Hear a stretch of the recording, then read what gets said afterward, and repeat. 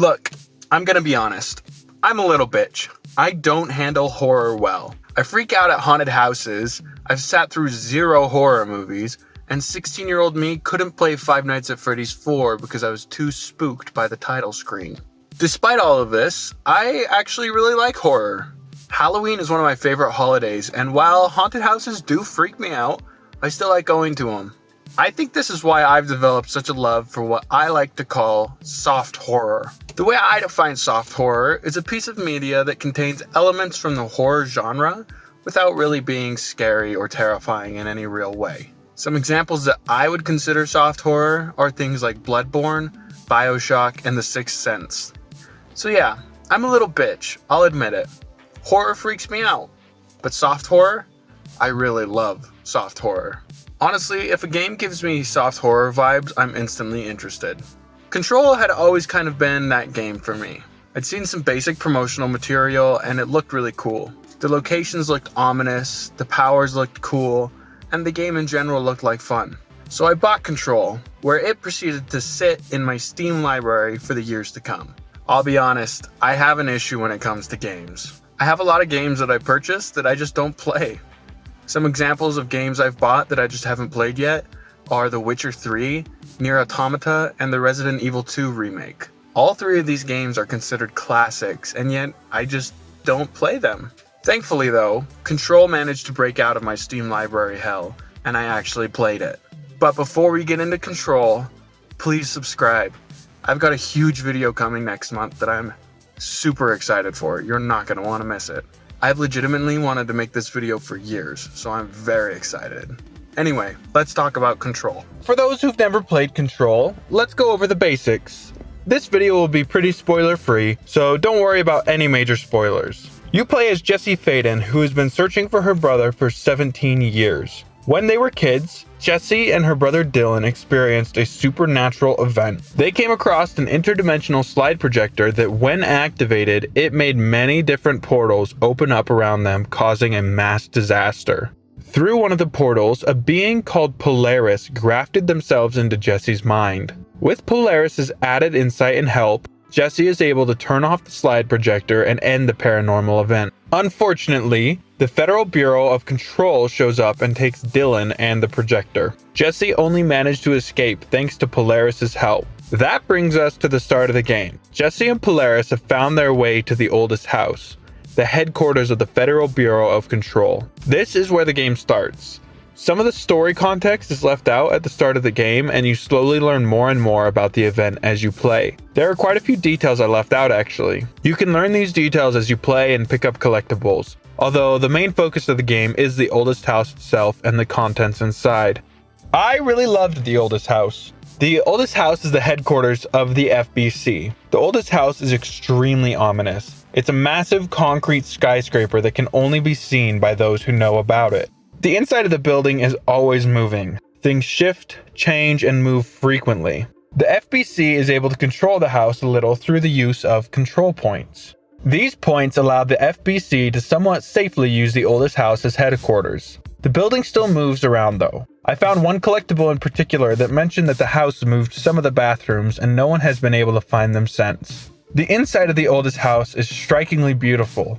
Even with the use of its brutalist architecture, it looks great. Specifically the times when the oldest house is out of control, or when an altered object is manipulating the house in some way.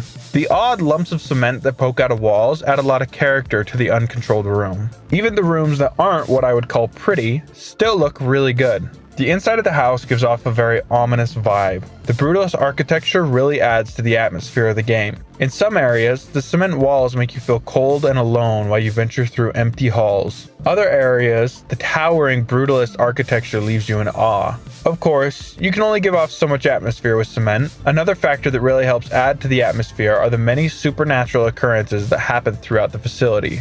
Oh, and the floating bodies help too. When playing Control, you'll run into 2 main types of obstacles: altered objects and the Hiss. Let's start with the Hiss.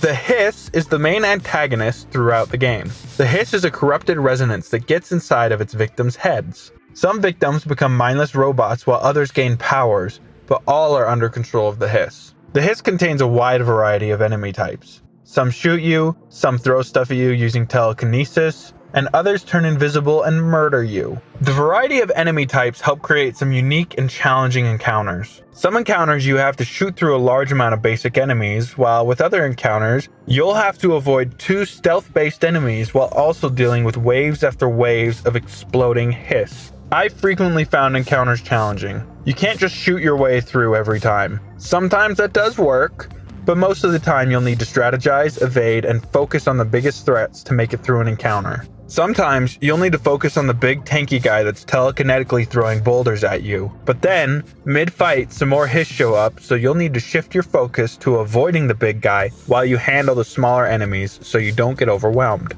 Overall, there are around 10 different types of hiss enemies. Each enemy type has unique ways to take them down. Some enemies get ripped to shreds with your gun, while other enemies need their defenses taken down with Jesse's abilities before you're able to do meaningful damage with your gun. My personal favorite and least favorite are the type of hiss that mindlessly float towards you.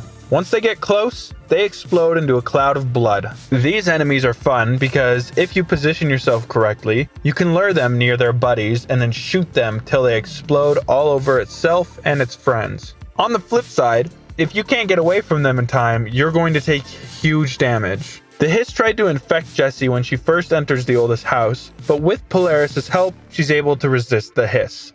Jessie isn't the only non-corrupted human in the building though. Before the hiss outbreak, one of the directors handed out some protective vests that are able to hold off the hiss. Throughout the bureau, you'll come across some people safely wearing these. If the vest gets damaged though, the hiss will quickly take over the victim. It's not super clear why the director handed out the vests. Kind of sus, not gonna lie. I really like the hiss. As far as supernatural enemies go, they're really good. They're a great example of what I look for in soft horror. They're not nearly as terrifying as the infected clickers from The Last of Us or the xenomorph from Alien Isolation, but they have a lot more horror elements to them than a normal enemy in some other game like the Vex from Destiny. I think the best comparison tone-wise for the hiss is the crazy citizens of Rapture that you fight in BioShock. The second main obstacle you'll come across while playing Control are altered items. Altered items are normal everyday objects that through some sort of paranormal event get paranormal powers. These powers can vary from something simple like a rubber duck that teleports itself around, or as sinister as a possessed fridge that must be stared at 24/7 or it starts killing people. Each of these altered items have unique abilities and unique ways of capturing them. Normally, the Bureau handles the altered items pretty well. Sometimes things go wrong, and people normally die when they do, but for the most part, the Bureau knows what it's doing. Unfortunately, the hiss affects more than people. The hiss corrupted some of the altered items, causing them to act out and get far more aggressive and powerful. Jessie can cleanse these altered items from the hiss and their paranormal powers thanks to her connection with Polaris. A lot of these altered items are side quests, but they will also block your way in the story sometimes. I was really impressed with the altered items. The types of puzzles you must perform to cleanse each object are very unique. Some can be cleansed through a boss fight, others you must capture or guess where they're going to teleport next, and others you just have to fight through a hiss encounter in order to reach the item. Altered items have a subclass of items actually. Objects of power. Objects of power are far more powerful altered items because of their direct connection to the astral plane. Objects of power can actually bind to people and give them special abilities. Jessie can bind to these objects as well. The first object of power you come across is right at the start of the game. It's called the service weapon. The service weapon is the gun that you'll use throughout the game. Jessie finds it when she goes to the director's office to get some information on her brother, when she comes across the dead director with the gun laying nearby. The second Jessie touches the gun, it takes control and she puts the gun to her head while the gun tests her. The way the Bureau works is whoever the service weapon chooses becomes the director of the Bureau, and it has the hardest job interview out there. If the gun doesn't pick you, it kills you. Obviously though, the gun likes Jessie and binds to her. Imagine walking into a federal building and then instantly becoming the director. That'd be pretty overwhelming. The service weapon is able to change forms, and each form functions differently. The forms can vary from things like the basic pistol to a shotgun mode, and my personal favorite, the post-game sticky grenade launcher. The forms are awesome. The gun has 6 forms in total, and you can have 2 equipped at a time that you switch through. I found myself switching forms all the time. Each form has advantages and disadvantages. The charge form is powerful with the added risk of blowing yourself up, and the spin form provides for a nice damage output with the drawback of losing accuracy the longer you fire it. The game really gives you the freedom to play around with all the forms and to approach an encounter the way you want to. On top of the service weapon, the game provides you with a lot of other fun tools to use in an encounter. Through the other objects of power, Jessie is able to bond with them throughout the story and unlock paranormal abilities of her own. She can float, dash quickly, use telekinesis, take control of enemies, and shield herself using floating debris. These abilities are essential. If I was ever stuck on a boss or an encounter, it was normally because I was neglecting to use my supernatural powers and would just shoot away. You can get by with just the service weapon if you're really good, but these powers provide you super powerful attacks and defenses that are essential parts of Jessie's kit. For the most part, you'll come across each of these items while you play the main story. One of the more unique objects of power is a supernatural jukebox that takes the user to a hidden place inside the oldest house.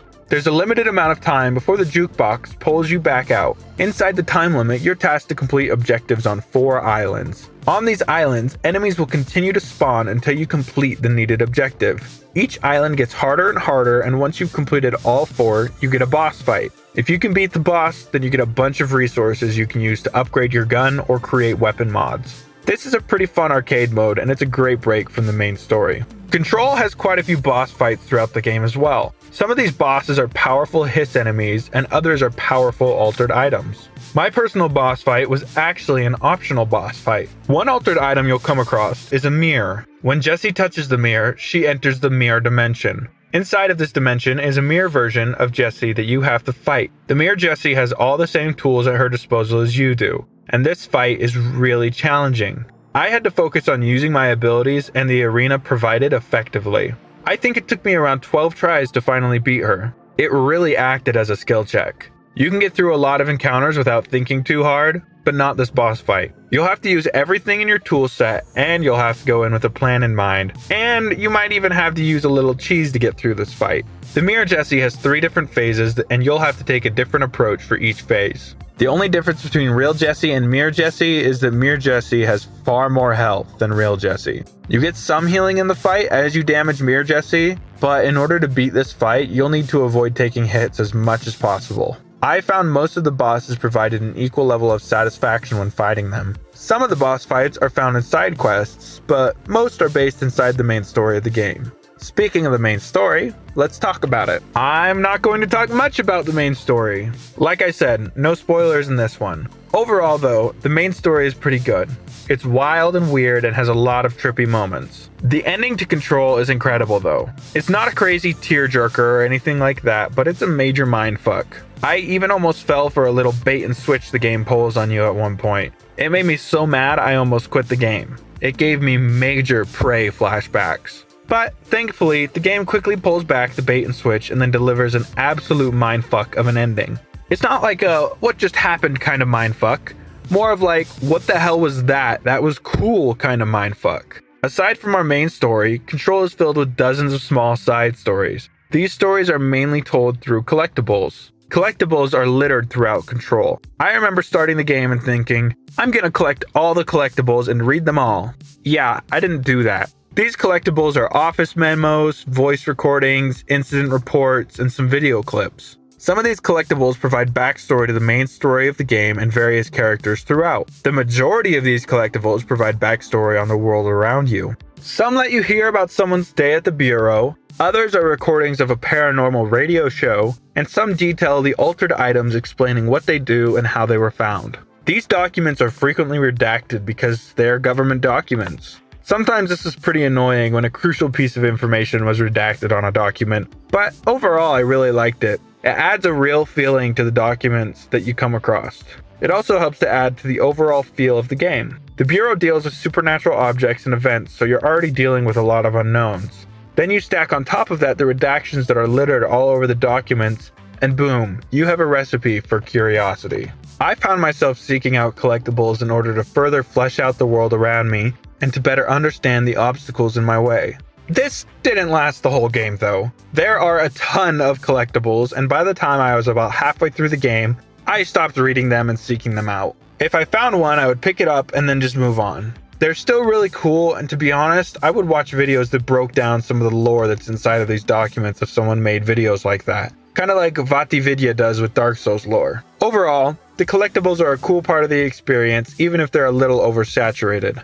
The oversaturation makes sense for the world around you though. The Hiss took control of people very quickly. It makes sense that documents would be scattered all over the place. Plus, Jessie's never experienced the Bureau, so it makes sense that not every document she finds would really be an important document with deep story implications. Past the main story, Control has a couple post-game stories that you can play through, one of which is heavily linked with Alan Wake. I've never played Alan Wake before, so a lot of the callbacks and references were lost on me, but I think it's pretty cool that developers are building a paranormal extended universe. The other post-game mission is pretty fun, and I preferred it over the Alan Wake mission. In the second post-game mission, you have to run around the base of the oldest house and stop it from merging with the astral plane. It provides a lot of challenges and encounters in the astral plane that added some really cool set pieces. Both missions unlock separate added areas that are filled with other side quests, new weapon forms, and new abilities to unlock and learn. This post-game content is definitely worth checking out. I did get Control Ultimate Edition, so I'm not sure if all the post-game content is included in the basic version of the game. All in all, Control fits nicely into soft horror for me. It has a ton of qualities that I love. The game is filled with these paranormal moments. The atmosphere that the game provides is unsettling, thrilling, and mind-bending. The powers you get access to are a ton of fun, and so is the service weapon. The Hiss is a great antagonist that provides a number of enemies that help create challenging and interesting encounters. The environments that you play in are stunning, and each area of the oldest house really has a unique vibe to it. The game's story is compelling and the world it builds is interesting. I did some Googling around and it seems that Control is going to get a sequel, and I'm very happy about that. I'm excited to see what's in store for the Bureau next. Unfortunately though, it does seem it'll be a while before we get the sequel. The game has 4 other games in front of it in the production pipeline according to Google. But honestly, I'm okay with that. As long as the game's creators use that time to craft another great game, I'm happy to wait. If you've played Control before, let me know what you thought. Did you agree with everything I said? If you didn't, I'd love to know what you didn't like and what you thought about the game overall. And if you haven't played Control yet, I definitely recommend it. It's not the longest game in the world. I had 24 hours in the game total, and about 6 of that was spent in the post-game and completing side quests after the main game. Anyway, thank you so much for watching this week's video. If you liked it, please subscribe. I make video essays about all sorts of media. Some games, some movies, some anime, and eventually I even have a book or 2 I want to talk about. Thank you again for watching.